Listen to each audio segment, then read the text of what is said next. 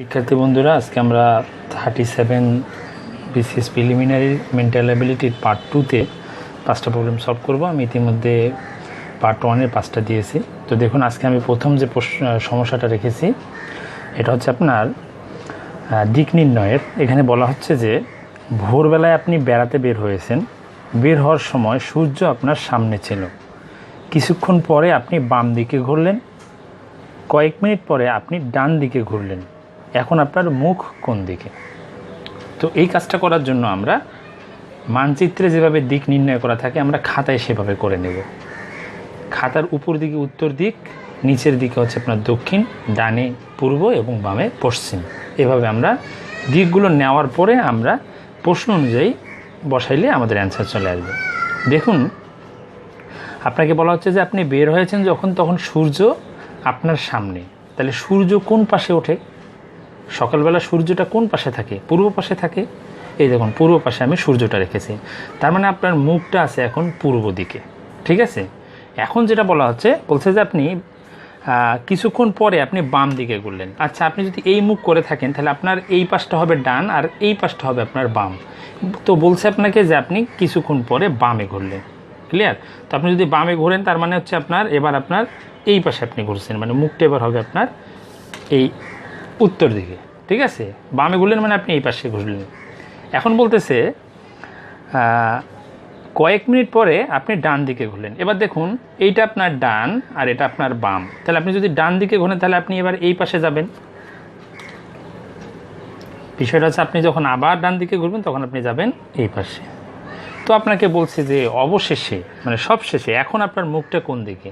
দেখুন তো, আপনি কিন্তু এখন এই পূর্ব দিকে ছিলেন, এখনও পূর্ব দিকে আছেন। অর্থাৎ পরপর যদি দুইবার আপনি ডান আর বাম করেন তাহলে পূর্বে যা থাকবে সেটাই হয়। মানে একবার দেখুন, আপনি একবার বাম আর একবার ডান ঘুরছেন, তার মানে আপনি যে পাশে ছিলেন আগে সেখানেই থাকবেন। এটা নর্মালিও করা যায়, তো আপনি এইভাবে প্র্যাকটিক্যালি এভাবে করতে পারেন।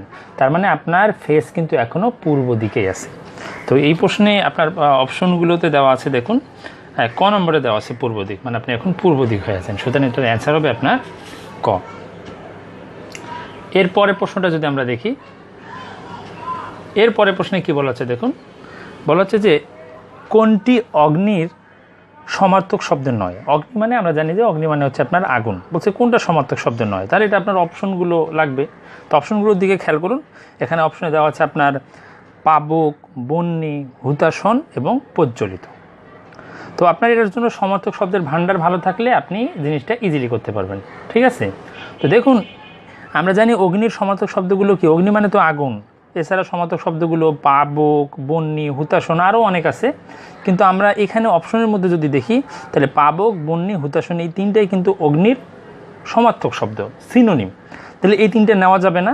কিন্তু প্রজ্বলিত যদি আমরা বলি, প্রজ্বলিত মানে আসলে কি? যেটা জ্বলতেছে, মানে আগুনের একটা মানে অবস্থা থাকে। কোনো কিছু যদি জ্বলন্ত অবস্থায় থাকে তখন সেটাকে আমরা প্রজ্বলিত বলি, প্রজ্বলিত শিখা বলি। তাহলে এখানে বলা যাচ্ছে যে এই প্রজ্বলিত আগুনের প্রতিশব্দ নয়। সুতরাং এটা আপনার প্রশ্নের অপশন অনুযায়ী অ্যান্সার হবে আপনার প্রজ্বলিত, মানে অ্যান্সার হবে আপনার ঘ। এরপরে যদি আমরা আজকে 8 নম্বর প্রশ্নটাতে খেয়াল করি, তাহলে এবার দেখুন, এখানে বলা হচ্ছে এটা একটা অ্যানালজির অঙ্ক, মানে অ্যানালজির প্রশ্ন আর কি।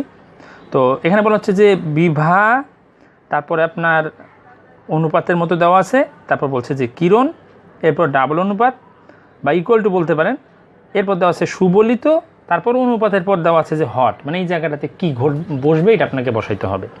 তো এটার জন্য আপনার প্রথম অংশে এই যে বিভা আর কিরণ পূর্ণ আছে, এখানে কি ধরনের সম্পর্ক সেটা অনুযায়ী আপনার ডান পাশেটা বের করতে হবে।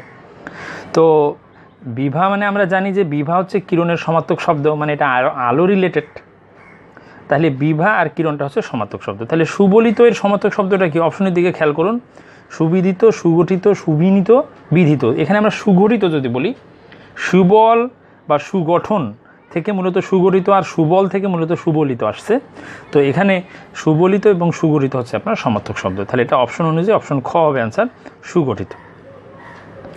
এরপরে 9 নম্বর যে প্রশ্নটা রাখা আছে দেখুন, এখানে আপনার এটা সিনোনিম অ্যান্টোনিমের একটা প্রশ্ন। এখানে বলতেছে যে find out the correct synonym of টেনিউয়াস।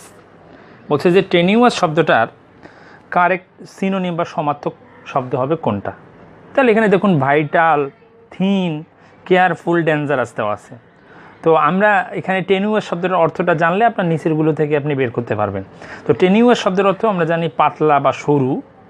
তো এখানে আমরা যদি অপশন খতে দেখি থিন আছে, থিন শব্দের অর্থ কিন্তু আপনার হচ্ছে পাতলা বা সরু। এটার বিপরীত শব্দ থিক আমরা জানি।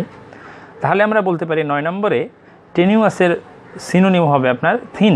সুতরাং অ্যান্সার হবে অপশন খতে যেটা আছে সেটা হবে আপনার অ্যান্সার।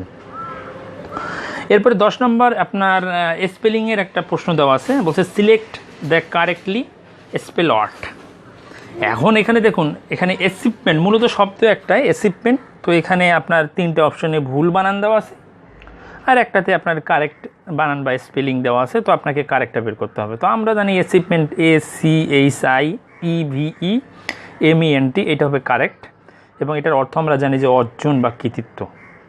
তো আজকে বন্ধুরা এই পর্যন্ত আমি 5টা দিলাম। এরপরে আমি পার্ট 3তে গিয়ে আপনার 37তম BCSের বাকি 5টা দিয়ে এটা শেষ করব। তো বন্ধুরা সবাই ভালো থাকবেন, আপনারা প্র্যাকটিস করতেই থাকুন। প্র্যাকটিস করলে আশা করি আপনার মেন্টাল অ্যাবিলিটির নাম্বারগুলো আপনারা ইজিলি আপনারা ক্যাপচার করতে পারবেন। আজকে এই পর্যন্ত, আল্লাহ হাফেজ।